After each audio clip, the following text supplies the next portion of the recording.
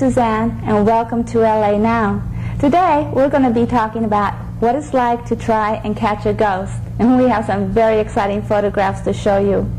In almost every culture of the world, folklore exists which mentions manifestations of long-lost friends who have died, family members, and strangers.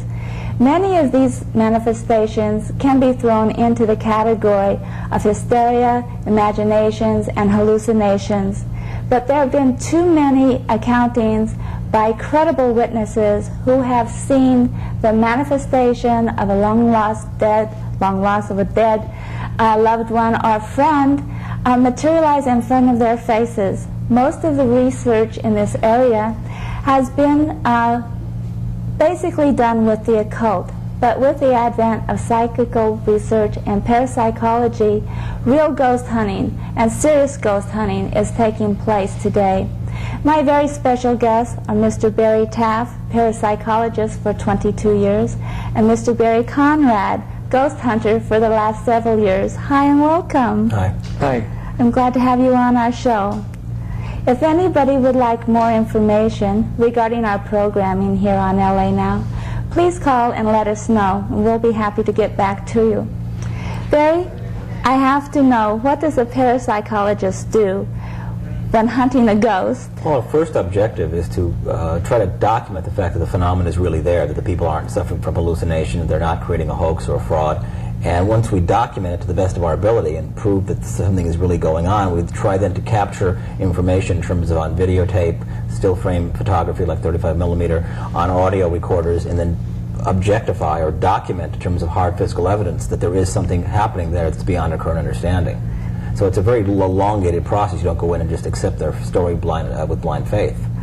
Well, that's interesting. And Barry, why do you call yourself a ghost hunter? Well, I was going to say I have a license, but I'm not going to. I shouldn't even mention that. But no, I became a ghost hunter actually seriously over the last couple of years. But it actually started when I was very young, about 10 or 12 years old. I think I saw an apparition. I'm not positive, but I believe I saw it with my cousin in an old house in Hamilton, Ohio, near where I grew up. And ever since then, I've been interested in parapsychology, strange phenomena, UFOs, but most keenly interested in haunting phenomena, because we have experienced this phenomena. In hauntings, are there different types of haunted houses? There's everything from the sense of a presence to full-blown apparitions appearing, to objects disappearing, to food being eaten, to machines being turned on or off, the bolt of light flying around, to the house shaking, to the water appearing and disappearing, being thrown at people. So it can go from one extreme to the other. Are these haunted houses tied into the people who see them, or are they tied into just the houses themselves? Well, it varies. You have a classic haunt, which can exist for years, decades, generations, or perhaps even centuries, or if not millennia in a location. That's usually related to a violent death in the situation. Then you have poltergeist cases, which is the German word for noisy ghost. That usually centers around people and moves with them as opposed to the residents. And that's short-lived as opposed to long-lived. Now, ghosts, are they different than apparitions? Or are they the same? Well, an apparition is a visual manifestation of some sort, usually of a person who's deceased, old or new, and that means it's a visual formation, an optical image of the phenomena you're discussing. That's what an apparition is. There's three types of apparitions. There's a telepathic, there's crisis, and there's post-mortem. What is telepathic? Telepathic, real simply, is where you're seeing the image, but it seems to be generated from a living person. That you're seeing it perhaps in your mind's eye. It might not be shared by a whole group of people at the same time.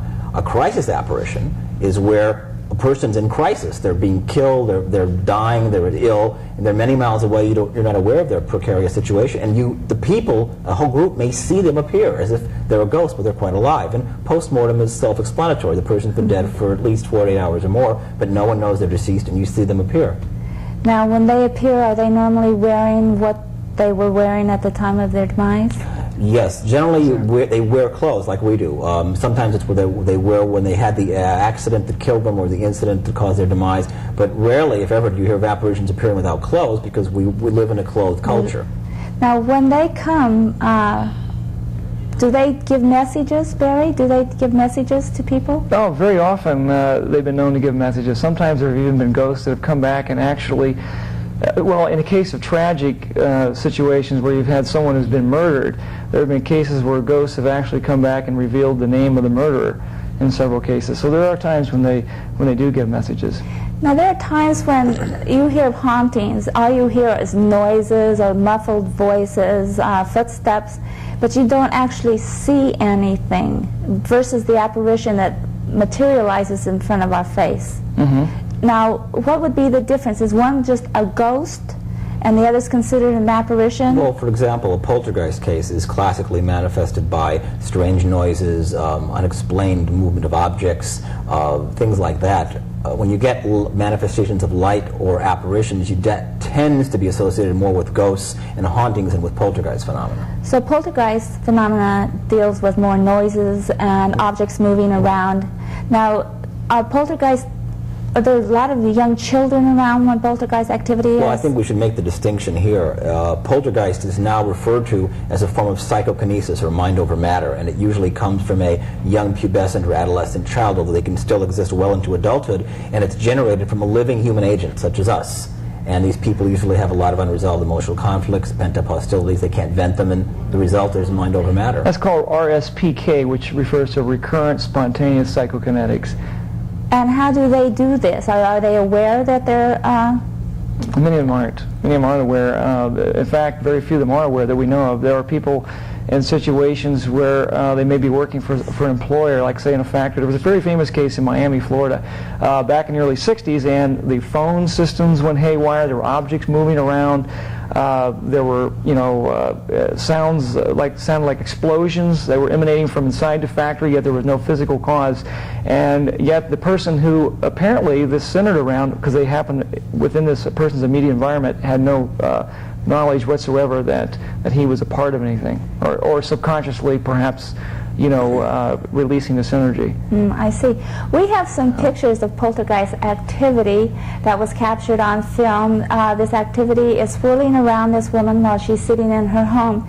Can we have the first picture up on? Thank you. This is from North Hollywood in 1975, and this is in the hallway, and they were taking a picture around Christmas time with a normal 35mm single lens reflex camera, and this white modeling you're seeing is very typical of what people used to call ectoplasm. We don't know what it is, but this is quite typical. Can we have the next one up, please? The next slide is was the poltergeist agent in this particular case. She was about 26 years of age here, and you see again the white modeling in front of her by the tree. This was totally invisible to the people taking the pictures, but it showed up on the transparencies or the negatives of these particular photographs. And whenever this girl moved around, the phenomena moved with her, so we assume that she's the poltergeist agent or the psychokinetic agent. Now, she couldn't see this. No, she couldn't, but they had objects being torn out of their hands like guitars, beds would go up and down, blood was dripping out of the fireplace and on the shower head. Yeah, animal and human blood. And again, it seems this is more of a poltergeist phenomena than a haunting. Can we have the next picture, please? This is a friend opening her Christmas presents on the morning, and you could see this white modeling in front of her, and she was also another poltergeist agent for many years, and this is all subsided now. This was like more than 15 years ago. But this is quite typical, this modeling, which we run across very frequently, as other researchers have, but we don't really know what it is. And we have one more. This is a woman who also sharing company with them, stayed in the house for a while. This is another white arc of light right in front of her, bending from the left to the right, center screen. And you can see there was another slide, which they wouldn't give us to keep, but there was almost looked like a manifestation of a white noose over her head of light, and they were very disturbed by that. They moved out of the house, the phenomena followed them to the next house, because the two women that we saw previously were the agents. They were the generators of the phenomena. Now, can you help somebody that has that are poltergeist agents? There's no way to cure the phenomenon. We don't even understand its nature, its mechanics. All we can do is help them calm down, relax, make them realize it's not going to hurt them, and try to get their life a little more settled, and hopefully it'll wane over time, which it usually does anyway. Barry, wane over time, about when does it start to wane in a person's life? 16, 17, in their 20s? Well, it's hard to say. I mean, there was a lot of cases where, it's actually to say most cases, there are prepubescent children who experience this phenomenon. At least there are psychokinetic phenomena associated among these families when they have a person of age. And sometimes the phenomena can last a short duration, up to a few hours to several years. But there's really no way of saying. There are some cases that have gone on for even decades. I'm not. One of the things that we should point out here too is that while poltergeist phenomena is generally associated with a prepubescent teen, it's not always in that situation. There's a case just recently that we investigated in San Pedro, California, that turned out to be a lady who was being haunted by an entity. It's an incredible story, and she was 27 years old, and this is still happening. So is she a poltergeist agent? You feel that? Well, it's hard to say. Obviously, it has something to do with her, but we're not quite sure what. Actually, the phenomenon started when she moved into this house, and it seems to follow her. It's also followed us as researchers. And it's quite a story. That's interesting. Barry, have you had any incidences of being followed by ghosts? Unfortunately, no, I haven't, or perhaps fortunately for my family, but I haven't met, over the last 23 years, I've met a total of 6 poltergeist agents, 5 women and 1 man, and the phenomena I've been fortunate enough to witness has been quite spectacular, from objects being thrown at us, to things catching fire, to electrical discharges, to furniture being moved around, to objects appearing right before our eyes out of nowhere. So it's quite remarkable, because I myself never have this around me. It's only when I'm around these particular people. And sometimes they can exert a little bit of control over it, but in terms of the macroscopic effect, they can't. It's totally unconscious. It can be very hazardous to one's health, I would think. Yeah, the real question is, I mean, obviously some poltergeist agents are responsible for psychokinetically moving objects. However, we're not positive, we're not sure that that's the case in all cases. It's possible that there could be some kind of subconscious energy that certain people have, some kind of psychic energy that entities or whatever they are that's out there could be tapping into, and then using that energy, channeling that energy, and creating psychokinetic phenomena. That's interesting. We're not positive, although we do know this. There is an awful lot of evidence leading to the fact that there could be a whole lot more out there we can't even begin to understand at this point. Well, that I can believe. Barry, you were telling me about babysitting some people's house for them while they were on vacation. Yeah, this is in Studio City, California, in the San Fernando Valley, and it's quite intriguing. My friend, who's a producer and a writer, said, "You want to babysit the house?" House said, "Well, we're going." I said, "Great." It was a beautiful pool, a built-in barbecue. I said, "I could love it." It was summertime of '87. Moved in, and unbeknownst to me, the house was quite haunted, and I began finding furniture moved around on its own. And I knew where the furniture was, and I thought someone had broken in the house, but the security system was on. No one had entered the house. The objects kept moving around, and this went to the point where these smoke detectors kept going off by themselves, even when they were unplugged and there was no current running through them. Food, I brought home a submarine sandwich, placed it on the table, cut it in half, went back to place it on a dish, on a plate, and the half the sub sandwich was gone. And there were bite marks in the remaining half, as if someone had actually eaten, but I was alone in the house at the time. Well, let's back up here a minute. I have to ask you a few questions. You said that furniture was moving around. Are you a poltergeist agent? No. I mean, it'd be nice to have this happen in your own environment. You could set up equipment and monitor it. I moved in the house expecting to have just a good time with all the, they had a big screen TV and a big pool, and I began noticing that furniture was meandering around the house of its own accord, and I said, wait a minute, this is ridiculous. Maybe I'm not remembering where the furniture is, but when it's in the middle of the hallway, the TV turns itself on and there's no remote to it. And when you find lights on that you turned off, when the alarm turns on and off by itself, when you bring home a pizza, you're cutting it on the dining room table, and you suddenly see a person standing to your left that you know is not there. They turn to you, you jump over the table, take the pizza with you, and the person's gone. That's not you generating the phenomenon. There is an organized energy at work here. At least I'm convinced of that. We've experienced it. And what he said about electronic equipment turning itself off and on is something that we've also experienced with even camera equipment, videotape equipment going off and on mysteriously. We had that happen in a recent case. What causes this? Are you saying that the ghost or the energies of the ghost or apparitions are interfering electronically with your equipment? Yeah, the phenomena in the last 23 years have been many cases, one of which Barry just spoke of, where the phenomena seems to interfere with electromagnetic instrumentation. It turns on and off, turns the power supply, whether it's battery or AC, on or off, can make machines move of their own accord, can do virtually anything, as even making things appear and disappear. The man who owned the house I just spoke of in Studio City, he came back and I didn't tell him what had happened. And he called me one day and he was crying on the phone. What's the matter? And he said he was brushing his hair, put the hairbrush down, and it disappeared right in front of him on the sink of the main bathroom of the house. He saw it just vanish in front of his eyes. That's called an apport. What does apport mean? It's when an object disappears or reappears from a room for no apparent reason. I mean, just, for example, that plant would just... Yeah, if the plant or the chair or glass just vanished. And then reappear, it can reappear as well. That's right. We had that same thing happen in the San Pedro case as well. We had a gentleman who works for this, and this is going to sound totally insane, but we can vouch for this gentleman's sanity. He's a very credible individual. He's a former school teacher and now still photographer living here in L.A. He was physically actually hung and attacked. Hung by something. We don't know what. Are you serious? Very, very serious. This happened in an attic of this house in 1989, and there was no cord. And there was a cord around this gentleman's neck, and he felt a force pulling on his legs, and it attached him around a nail. And yet we had the attic thoroughly checked out, and there was no cord or rope or anything like that would have been picked up by an individual, and there was no one else up in the attic except one other researcher who had took a couple photographs. I find that incredible. I wish we could have had some photographs. Speaking of photographs, I'd like to get back to the house that you were babysitting at. You had a party. No, we had a dinner party. A dinner party. A number of friends were over, and we brought some cameras just in case something happened, and we went around skulking the house with the lights out with a Nikon 8008 just to see what would happen, and we had some luck. You had some luck. We have some pictures, 2 pictures that they captured. Okay, this is in the hallway looking into the bathroom. We heard some sounds. We opened the door, and there were 2 distinct balls of light, which you're seeing here on the in frame. And the one on the right, who was enlarged, the bottom lower left edge of the right sphere is ejecting matter.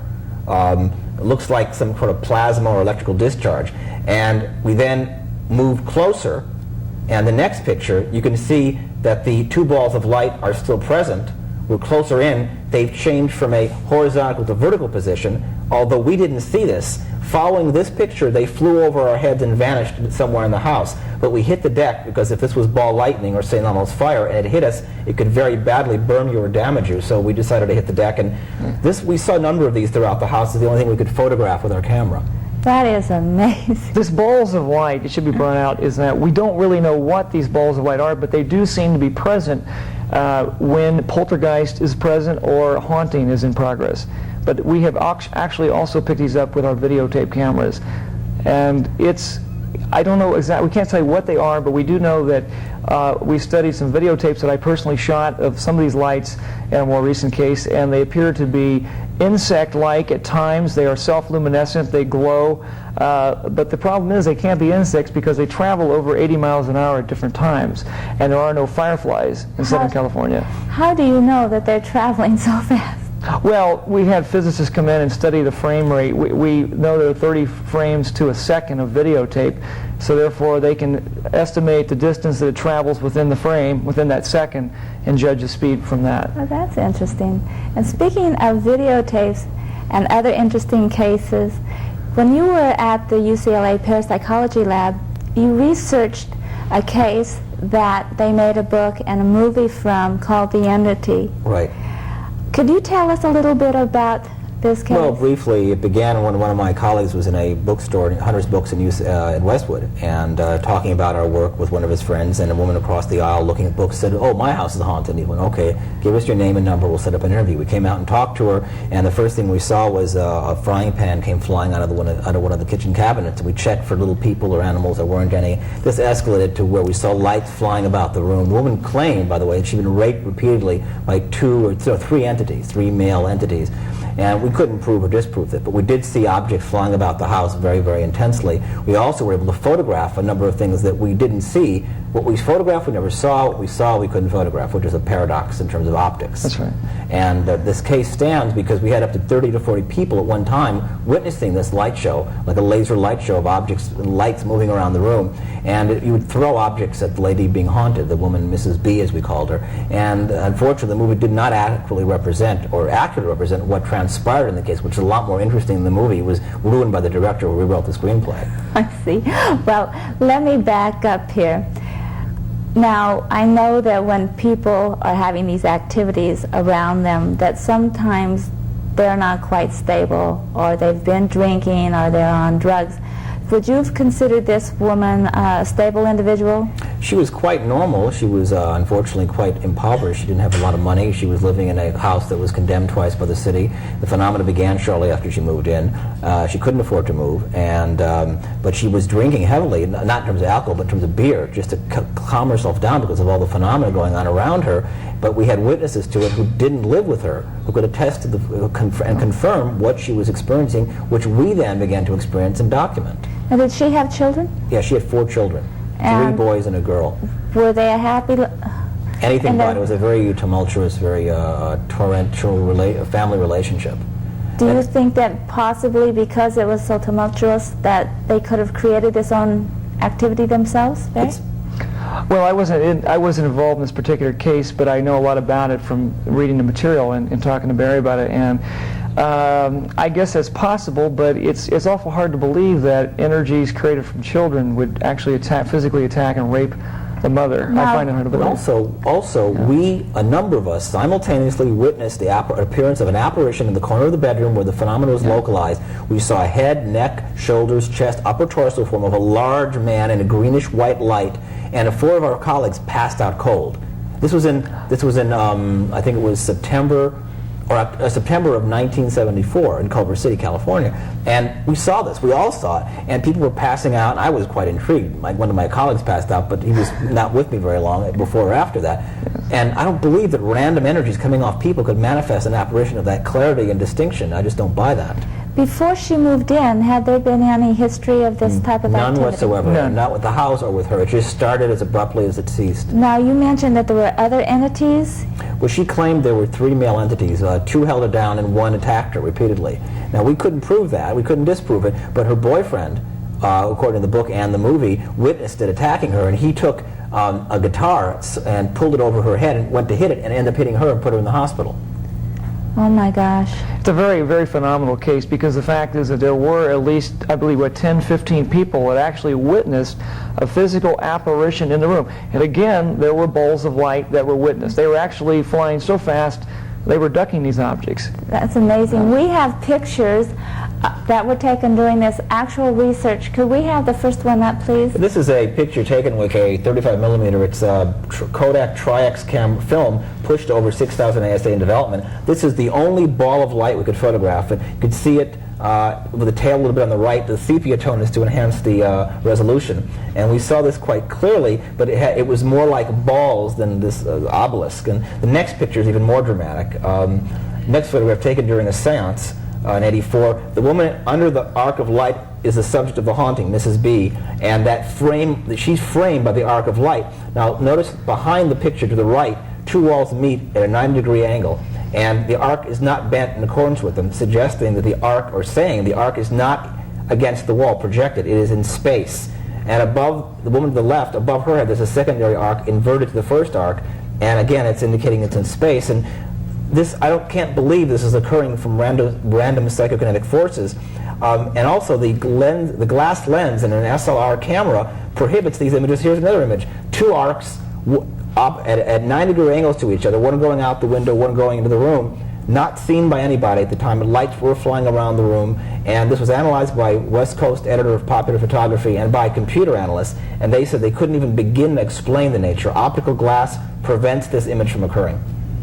So it's an enigma, totally an enigma. Again, it's light phenomenon that keeps recurring during these. This all occurred during the summer of 1974 in Culver City. Now, this picture, for example, did you see other arcs of light like that? We saw hundreds of balls of light, like a laser light show, 3-dimensional balls of light, greenish yellow, flying about the room. We were dodging them as if they were going to hit us. They were, and also we put up poster boards with duct tape to indicate where objects might be coming from or going to, so we'd have magnetic orientation, and they were pulled off the walls by this force with the plaster and paint with them, and they were thrown at the woman, at Mrs. B, right in front of our face. They were pulled off, I mean, like ripped as if the visible hands were actually yanking them off one the by wall. one. One by one, not all at once. They didn't just sort of fall down? No, they were pulled up and thrown at the lady that you saw being framed by the light in that photograph. That's amazing. Amazing. Did any other activities such as music aggravate the situation? Yeah, her two sons, her eldest son was in high school. He said that when he played a Uriah Heep album, I don't remember the name of it, or a Black Sabbath album, which talked about garbage, some devil garbage or worship, satanic worship, the phenomena would appear. So we thought, well, we'll try it. Can't lose anything. And we put the albums on. When the albums had the particular song on, and they peaked in activity, the phenomena would wax and wane in direct proportion to the intensity of the album at that particular point. What it means, I wouldn't have the slightest idea, but it did correspond. If in their minds it meant something, maybe it did in reality. That's possible. Now, what about her mood? If her mood was up or aggravated, would that also? Yeah, the phenomena would wax and wane in direct proportion to her emotional state. When she was real calm and relaxed, which was quite rare, the phenomena wouldn't be there. When she was real wired and hyped up, it would respond accordingly. But again, I can't explain lights coming from someone's mind. I could see objects being moved, things breaking or starting or stopping, but not light and apparition manifestation. It's a whole different set of phenomena. We might mention, too, in the more recent case in San Pedro, this lady, Jackie, who experienced scores of phenomena in that house. There were times when she wasn't even present in the house. Like she had a babysitter over, and the babysitter was there by herself with the kids, the two small children. She said she wanted to walk to the bathroom. In order to go to the bathroom, she had to walk through the children's bedroom. And as she was getting ready to walk into the bedroom, as she's right at the door threshold, there was this voice that came booming out of the darkness, and it said, "Don't come in here." Oh. And she didn't go in there. I wouldn't either. And gentlemen, on that note, we are out of time. Thank you so much. But there were other activities too. Oh, I'm sure. And maybe we can do another show. Thank you very much for being with us and sharing these exciting and scary thoughts. We hope you sleep well tonight. I hope I sleep very well. May the force be with you. Okay, I'll take it. Whatever good luck I can take. Thank you again for being with us. And if anybody would like more information regarding our programming, please let us know. We'll be happy to get back to you. Thank you again for watching. See you next time.